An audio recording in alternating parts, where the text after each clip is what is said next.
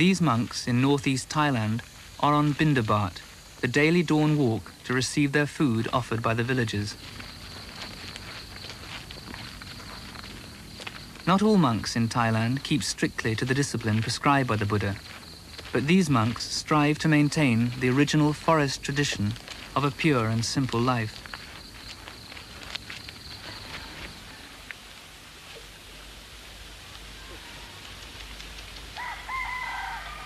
They're not allowed to possess money nor grow their own food. This ensures their total dependence on the lay community, so they can't cut themselves off in a spiritual cocoon.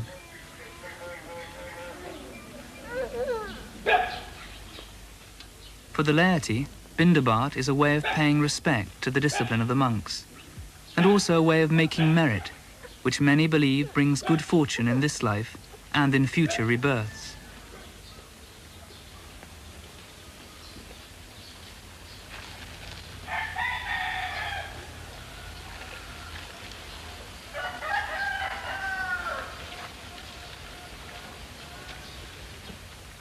About 50 monks and novices live at Wat Bapong, ranging from 13 years old to 70. Some may stay for many years, but the majority will only spend a year or two, for it's the Thai custom for men to be ordained for a short period of their lives. After returning from Bindabat, the monks eat their only meal of the day, which consists mainly of rice and vegetables. The day began at 3 a.m. with chanting, meditation, general chores and duties. It's now about 8:30. Until this time tomorrow, they'll consume only liquids.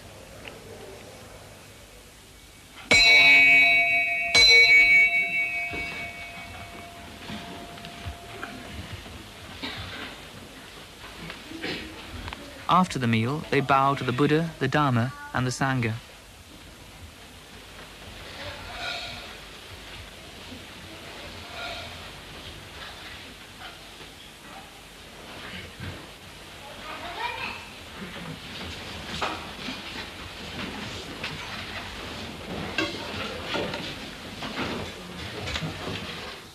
The abbot, the Venerable Ajahn Chah, has been in robes for 50 years.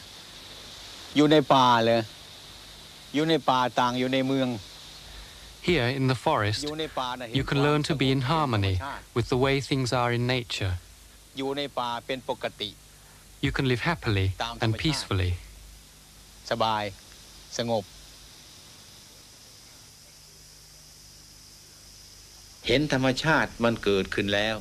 Here, a monk is able to contemplate the nature of things.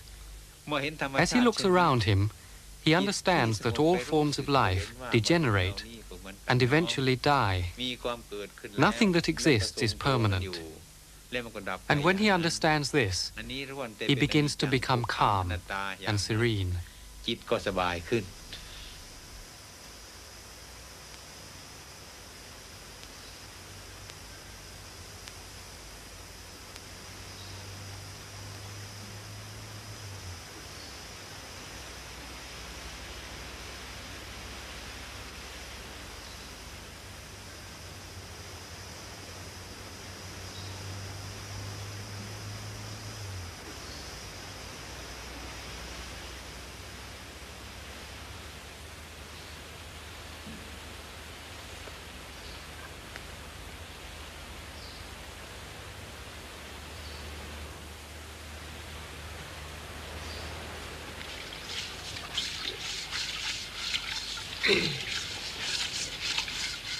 Ajahn Chah teaches that even the most mundane activity can be a form of meditation if carried out mindfully. Much of the day is spent making and maintaining their few basic possessions. Meditation can eventually become a constant practice. Monks are trained to be content with little, to eat only what they need, to sleep only when necessary, to be satisfied with what they have. This is the foundation for Buddhist meditation.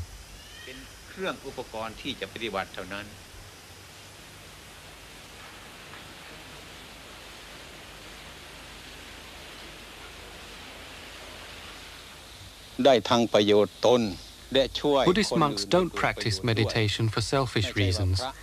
We practice in order to know ourselves, so that then we'll be able to understand and teach others how to live peacefully and wisely.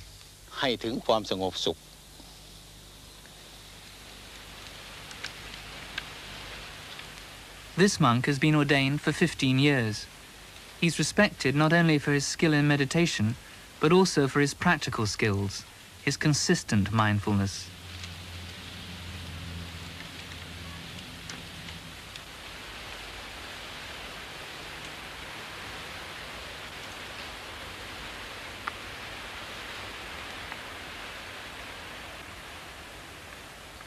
Meditation doesn't just involve being at peace with the world. Confronting the self can be like walking into a raging storm. It's quite usual at first to despair, even to want to kill oneself. Some people think that a monk's life is a lazy and an easy one. If that's what they think, they should just try and see how long they can stand it. A monk's work is hard. He works to free his heart so that he begins to feel loving kindness, which embraces everything. He sees that all life has the characteristic of the breath. It rises and it falls. Everything that is born expires.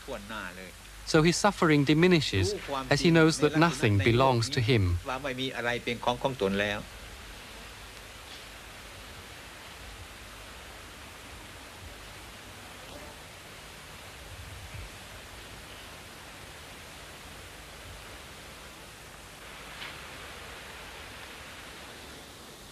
This novice is 14. He comes from a local village and has been in the monastery for several months. What's the hardest thing about being a novice? Being a novice isn't difficult, but being in the world is very hard. Why is that?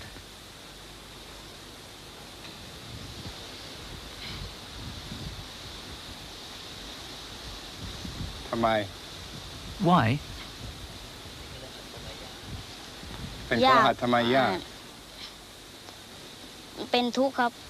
Because there's a lot of problems involved in looking after buffaloes.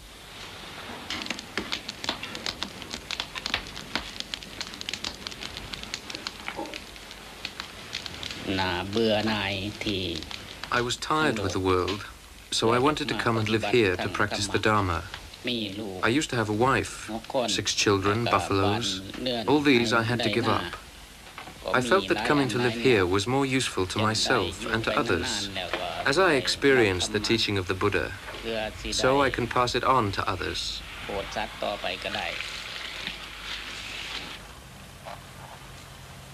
Discipline is a crucial part of the experience. The 227 rules which a monk has to observe are not ends in themselves, but stepping stones towards mental resolve. Shaving the head is a symbol of the renunciation of the world. This monk from London is one of several Western monks here. The life is very simple, daily life is very simple. And if you look at the rules, they all seem very complicated. Which seems a bit of a contradiction. But in actual fact, they two work together because simplicity also involves always coming down into the moment which you're in, which simplicity helps you do that. And then the complication of the rules helps you do that more because you always have to be recollecting what you're doing.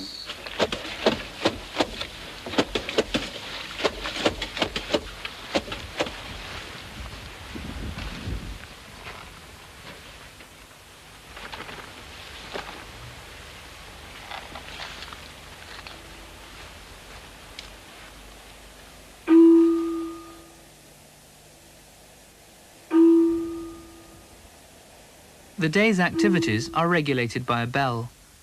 Twice a month it calls them to confession. They recite to each other the categories of offence. The most serious, which includes sexual intercourse, are punished by expulsion.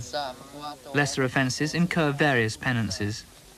Of course, a monk is free to leave the order if he finds the discipline irksome. กับผมขอรวบรวมอาบัติทั้งหลายทั้งปวงที่สมควรแสดงที่สมควรเทศนามาแสดงต่อท่านถ้าผมได้ล่วงในสิกขาบทใดก็เป็นนั้นว่าแสดงในสิกขาบทนั้นถ้าหากว่าไม่ได้ล่วงเกินในสิกขาบทใดก็เป็นนั้นว่าไม่ได้แสดงชีวิตของพระคือว่าเป็นชีวิตที่ A monk learns to challenge his moods. Our aim is to become aware of everything that passes through our minds, knowing the greed, hatred, delusion. We watch these feelings, but we don't cling to them and follow them. We just watch them come and go. เหตุที่เราไม่ทำตามมันเท่านั้นอาหังอาวุโสสัพพมุลานานาโพชตกรณโตปุเพนววิพังปุปกิจจังกาตพังโหติตันทานาสมัชนันจะตถาปฏิพุทธลนันจะอาสนะปัญญปนันจะปานิยปริโภชนิยุปถาปนันจะ After the confession comes the patimokkha, the ritual recitation of the 227 rules.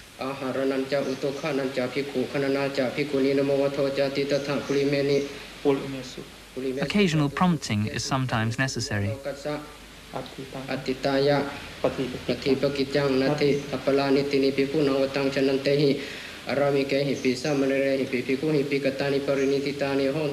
Chantaharana parisuti aharanani pana imisang simayang hatapasang vichahitawa isinanam pikunang pavato nati utukhanang nama etakang atikantang etakang awasitanti ewang utuwajikanang utunitapana sasane hemantakim hawasananang wasanatini honti ayang wasanoto imasamidja utum hi sataja uposatha eka ja paulana imina pakhena eko uposatho sampatto Pancaca uposatha eka ca pawarana atikanta eko uposatho awasitho iti ewang saphehi ayasamantehi evantang uposatha kamang imehi jatuhi lakhani isanghi tam patakalang namaho tikatung yuturupang uposatha kamasa patakalang tawetitawa itani kaliyamano uposatho sangkhena anumane tapho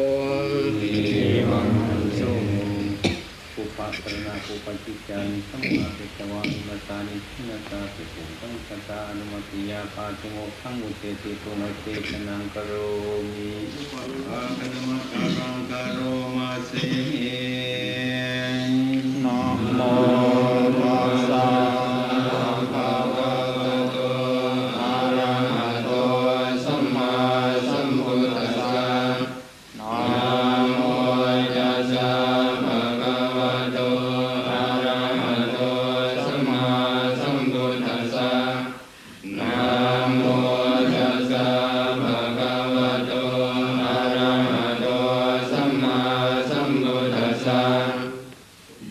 You can't control yourself in a way, you know. I mean, you try and you fail. But then you find out why you fail, that's the thing.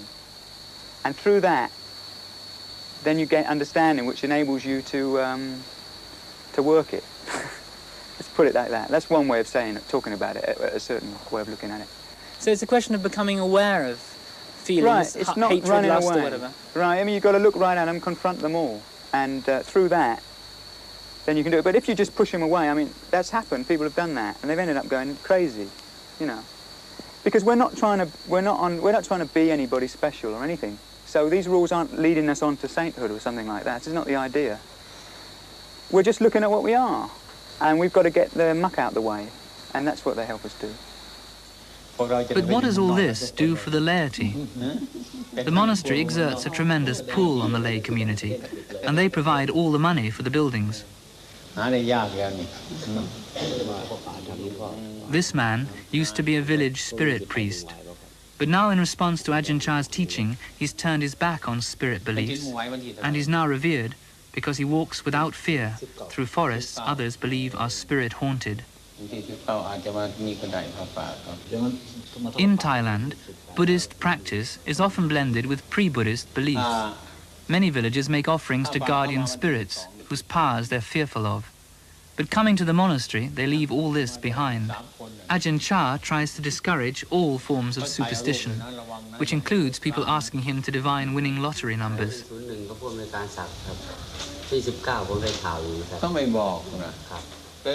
This man used to own a string of bars and nightclubs. He's been so impressed by Ajahn Chah that he's abandoned all these in search of a more moral livelihood. Now he comes regularly to the monastery for advice, teaching, or to see if any work needs doing. Meeting Ajahn Chah has helped me to solve many problems which were causing me a lot of unhappiness and which I wasn't able to solve myself.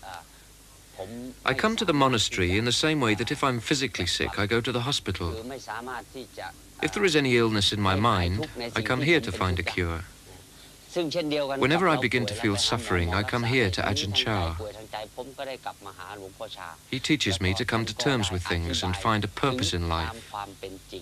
He explains to me about the nature of things, how suffering arises, and how to end it, according to the teachings of the Buddha.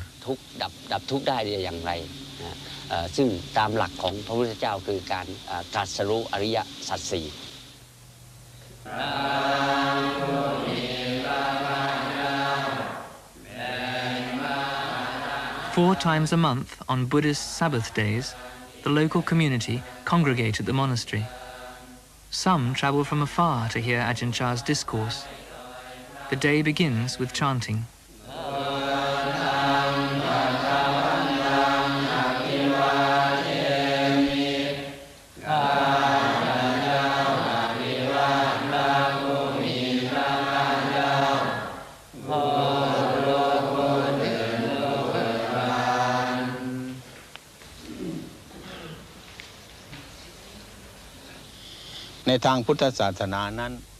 To help people contemplate the true nature of the body, we have human skeletons in the assembly hall.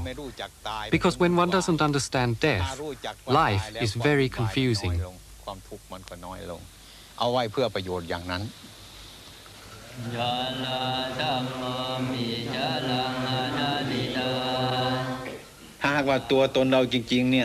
If our body really belonged to us, then it would obey our commands. But if we say, don't get old, or I forbid you to get sick, does it obey us? No. It takes no notice. We only rent this house. We don't own it. If we think the house belongs to us, when we have to leave it to die, we suffer. In reality, there is no such thing as a self.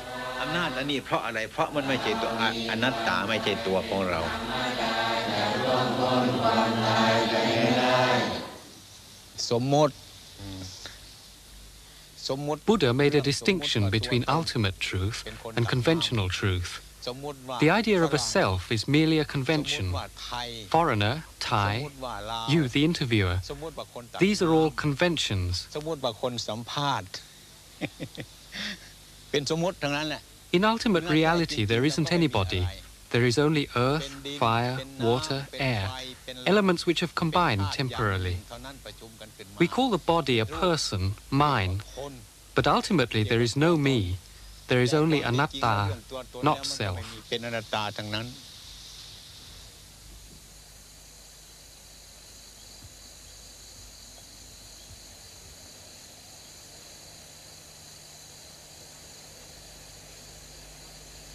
Some of the lay community will sit up all night meditating on these themes with the monks.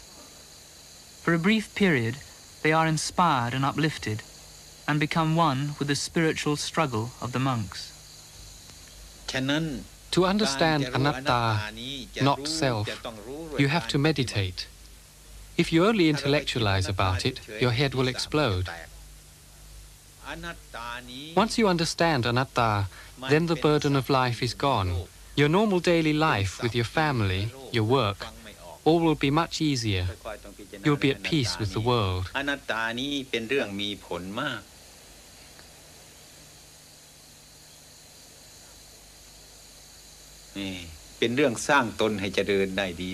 When we see beyond self, we no longer cling to happiness, and when we stop clinging, we can begin to be happy.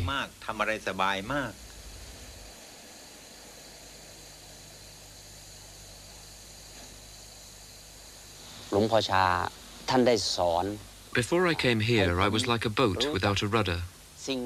Now Ajahn Chah has taught me what is right and what is wrong. I feel I have that rudder, and I can choose the right course. Originally I had strong feelings inside, but they kept being, they were frustrated by my external conditions, so I thought.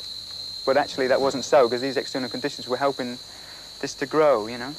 And I feel that now is about the first time that I really feel I got a whole view of things, if you see what I mean, in the right perspective, that I wanted it for myself, from this inner kind of feeling I had, which sometimes I thought was all wrong, because it wouldn't fit in with the outer life, you know, and this kind of thing. And now I feel that things have come together in the right way, Before they've come together, but never so right, I would say. So that's not to say everything's all right, by any means, but things, I feel right about things, basically, you know? solid inside about things. ถ้าห่วงก็ไปนิพพานไม่ได้เลยสิ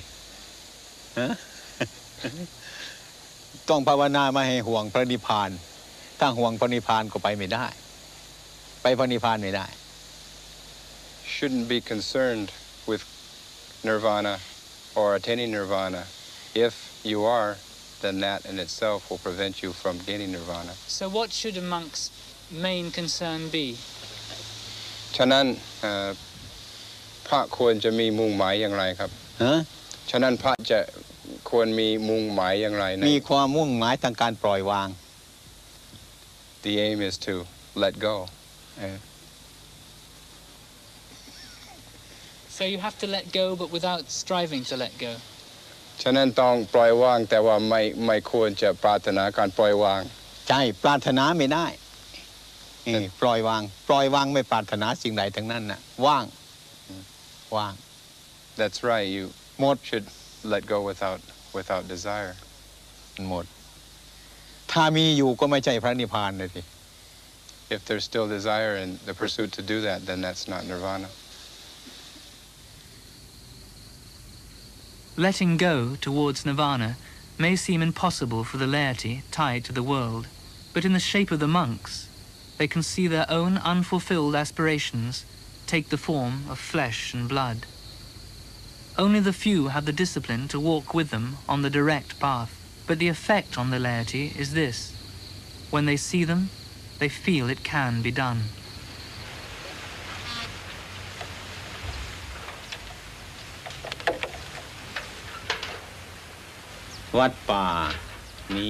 So the laity give the monks food for the body, and the monks give the laity food for the mind and heart, so that they can understand the cause of unhappiness and know why things are as they are. ให้มีความเห็นชอบ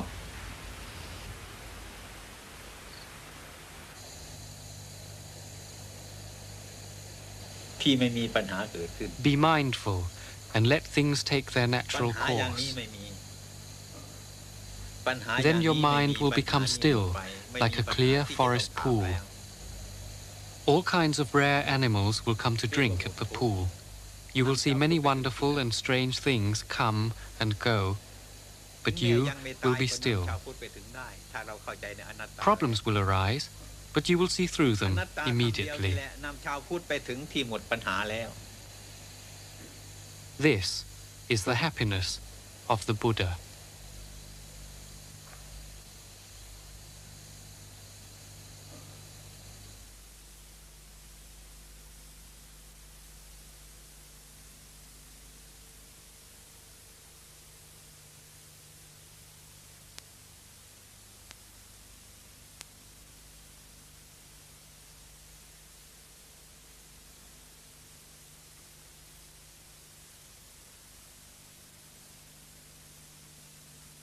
They bow to the Buddha, the Dharma, and the Sangha.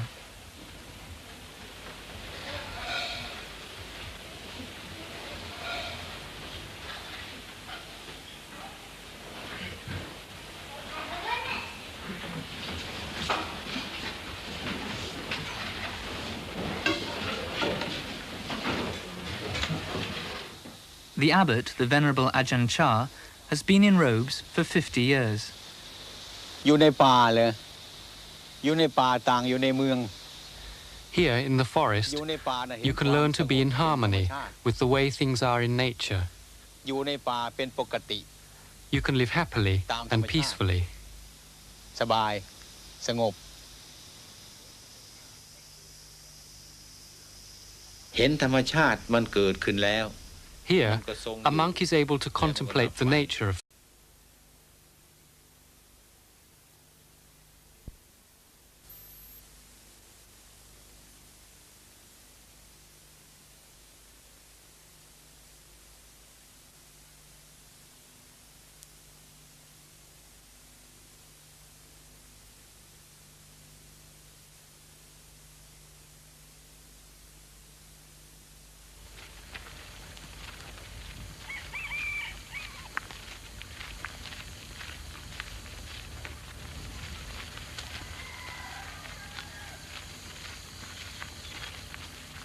These monks in northeast Thailand are on Bindabat, the daily dawn walk to receive their food offered by the villagers. Not all monks in Thailand keep strictly to the discipline prescribed by the Buddha, but these monks, about 50 monks and novices live at Wat Bapong, ranging from 13 years old to 70. Some may stay for many years, but the majority will only spend a year or two, for it's the Thai custom for men to be ordained for a short period of their lives. After returning from Bindabat, the monks eat their only meal of the day, which consists mainly of rice and vegetables. The day began at 3 a.m. with chanting, meditation, general chores and duties. It's now about 8:30. Until this time tomorrow, they'll consume only liquids.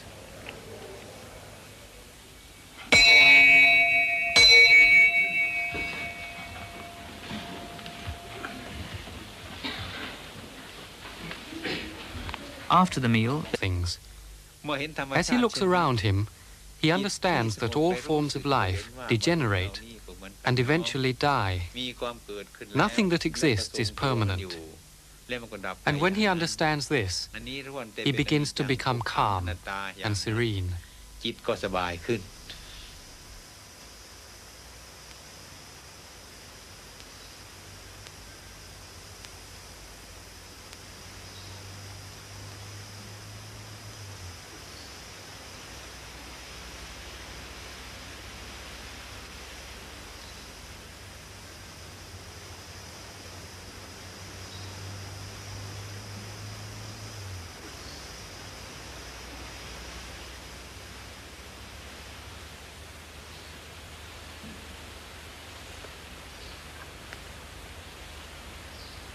strive to maintain the original forest tradition of a pure and simple life.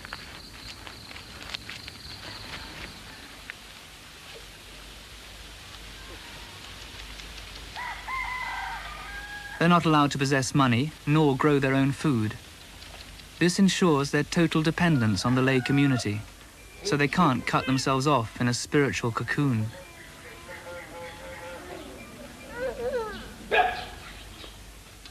For the laity, Bindabat is a way of paying respect to the discipline of the monks, and also a way of making merit, which many believe brings good fortune in this life and in future rebirths.